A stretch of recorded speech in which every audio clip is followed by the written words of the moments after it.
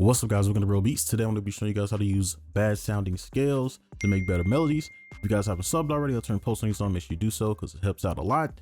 Let's hop right into it.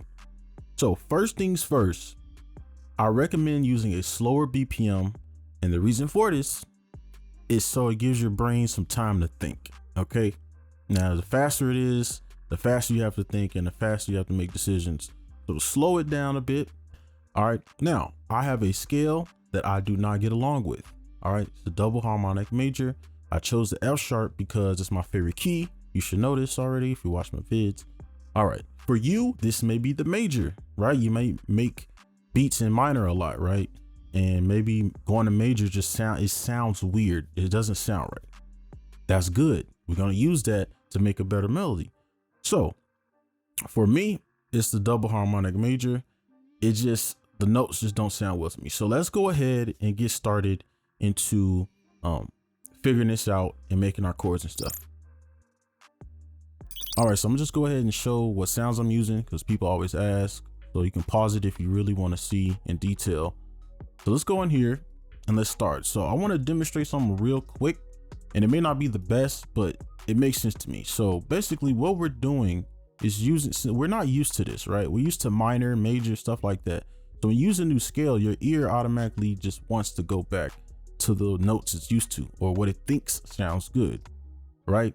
And I'm gonna show you that right now. So let's start on this root. Maybe we could do something like this. Right, so let's play this.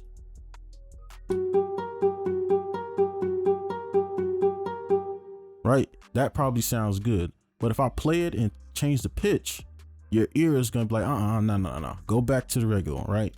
So let me show you. It sounds a little off, right? And you automatically kind of want to just hear the original because it's just, you don't like it, right? So if we wait a little bit and then we play it, our ears will start to adjust to it.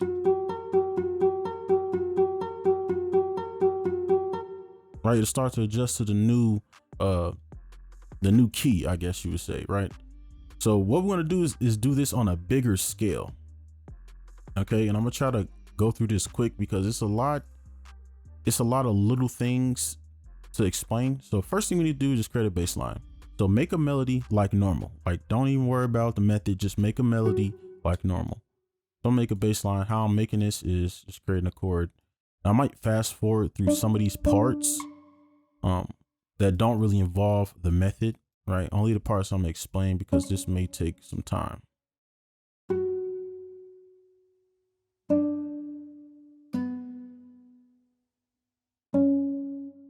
Okay, it's decent, it's not great. So what we're gonna do now, and I hope one of these sounds bad so that I can show you this. So just create a chord from this scale, just as normal, and then play it and see if you like it or not. If you don't like it, then that's where the method comes into play. Okay, so I automatically didn't like that, right? Because my ears haven't really adjusted to the scale, which is good. So now what you need to do one by one, and I would start at the bottom one usually and just move it on the scale first, right? So let's move it on the scale. See how that sounds? Starting to sound a little better. Try this one. That one doesn't sound too bad, but I kind of like this one. Now let's try this one on F. Okay, I kind of like that, right? So now what I'm gonna do is animate it, and I'm gonna do this one first, and then whenever I do these, I'm gonna probably fast forward just to save time. So how we animate this is, I've explained this before, just off the grid, on the grid. So this would be off the grid, right? In between this little beat is off the grid. On the grid is completely right here, right? And you can alternate if you want. And then let's put this off. And let's actually demonstrate that and put this off too. And we can put this on and then off.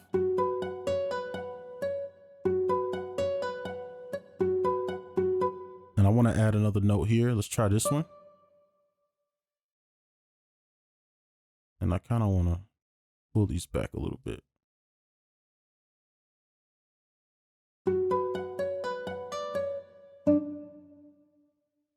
Okay, so now let's try one of these notes.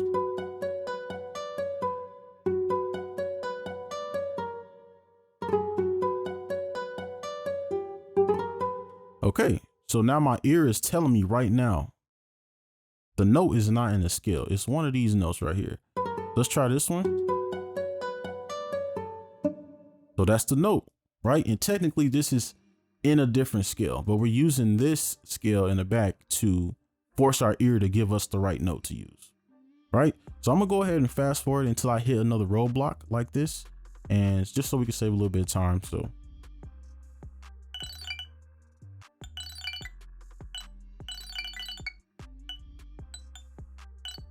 okay, so I didn't hit any roadblocks besides this one. So what we're gonna do is copy it over, and I'll let you hear this just how it is. And all I did was just change the rhythm up a little bit, just so it's kind of a little bit more, I guess, realistic.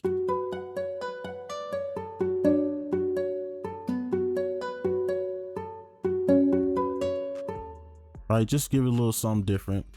So now over here, what we could do is try to pull this down a little bit to just give it some variation, because with variation, you only need a little bit. You don't need a lot. So let's pull these over and maybe delete this one, because this note is already down here. So we don't need that A right there. And let's try to see if we can find some right here. So I'm gonna turn these off. And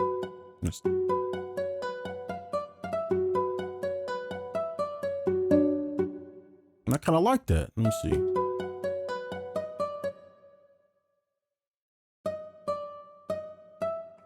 So this one sounds the best, but I can almost guarantee you this one's not in the scale. And see, right? So now we just play the whole thing.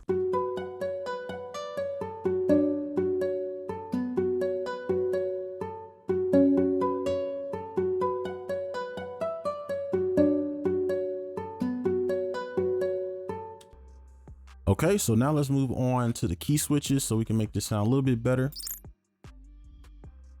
All right, so I just skipped over the key switches because I felt like it was irrelevant to what I was trying to show. But basically, this is basically like the mute, guitar mute, and I'll just show you real quick. And you can just see these key switches just to make it stand out a little bit more. All right.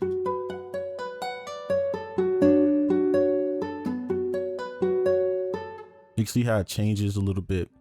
All right, but that's not the focus. So what we need to do now is basically figure out what scale this is. Now I'm sure that this is the minor, the F sharp minor, because we know the key already. So what we could do is just drag this in, or you could just come here and move these notes around. But the problem is you wouldn't know which notes it would be, right? It could be something like this or like that. So what I just like to do is just line up this. And you can use a major or minor. If it's not the minor, we could just go to the major, but I'm sure it's this one. Delete that and just look and see if they line up. If they line up, you're good to go, right? Now, some people are probably like, well, I could just use the minor in the first place.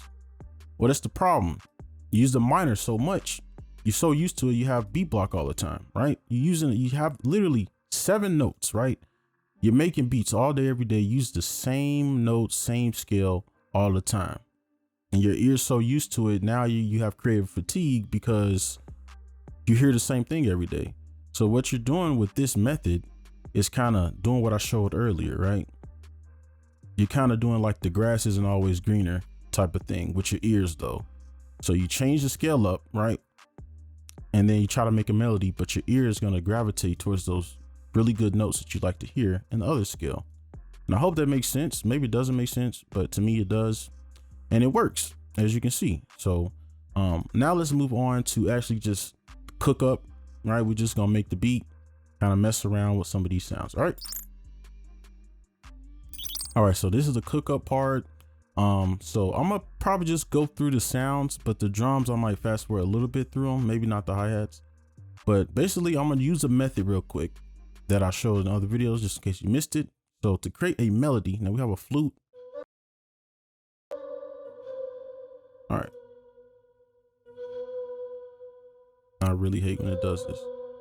All right, so what you can do is use these bass notes. So you can either start on it or end on it. So I'm gonna start on it.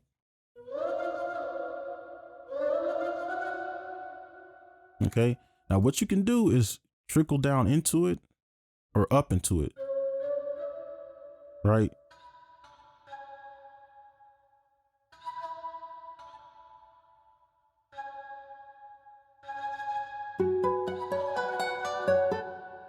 So that's not perfect, but you could do something like that. Now, one other thing you could do is flip it, right? So you can make it go this way, or you can keep it going this way, which I think this is a little unique. So I'm gonna use that. And let's change the timing up, kind of give it more of a flute vibe, offset it just a bit. Let's see what that sounds like.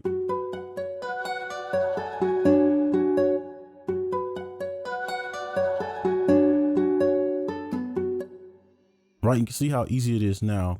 Once you know this, it's going to be really easy to make like counter melodies now. So we can copy this over and let's use the B, because I think that, yeah, that's one of the bass notes. So we can start this maybe in the same place.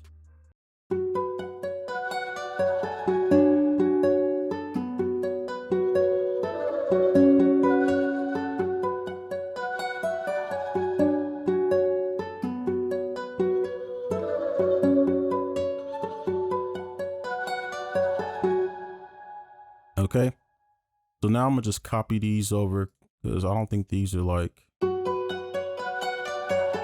yeah, okay. And then we got this little pad. All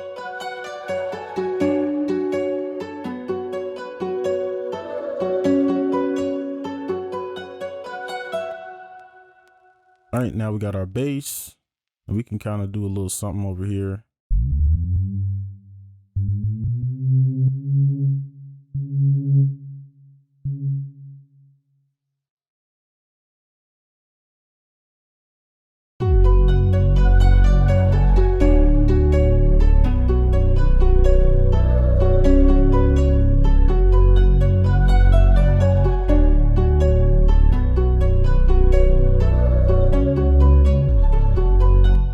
All right, and that's the melody. So now I'm gonna go ahead and do the drums, but we could do the bass and all that other stuff in regular time, but I might speed some stuff up. Okay, so quickly we could just throw in that 808 and pull this up. I know people like to see stuff like this, so I'm gonna just show it. You can leave that one, maybe chop this one right here.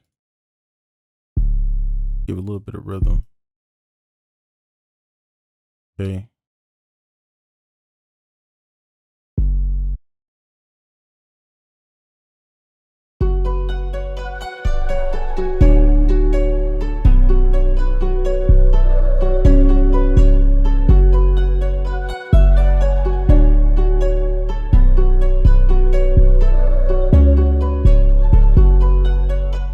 All right, very simple bass line. So I'm gonna go ahead and move on to the drums, and over there I might skip a few parts or just fast forward it just to save a little bit of time.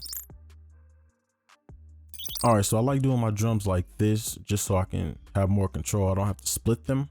So I'm just go ahead and fast forward and just kind of, because this part is pretty easy. You know, just put the clap down and the kick, right? So I'm gonna just fast forward through this.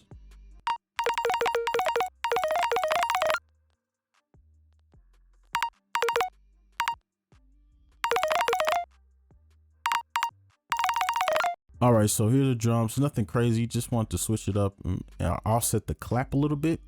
All right, and then on this one is basically just a simple pattern, right? So here it is, and then I'll play it with the synth bass.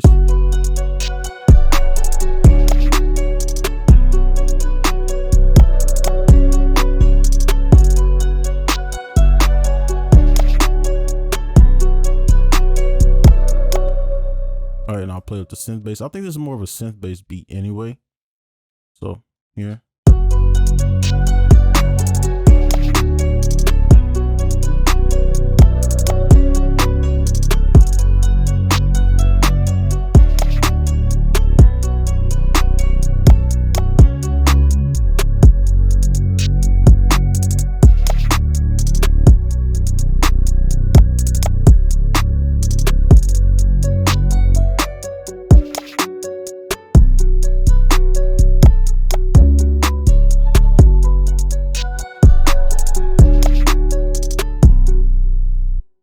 All right, that's enough. But yeah, that's the method and everything. Hopefully, I really hope this helps out, because I know a lot of people have trouble with beat block.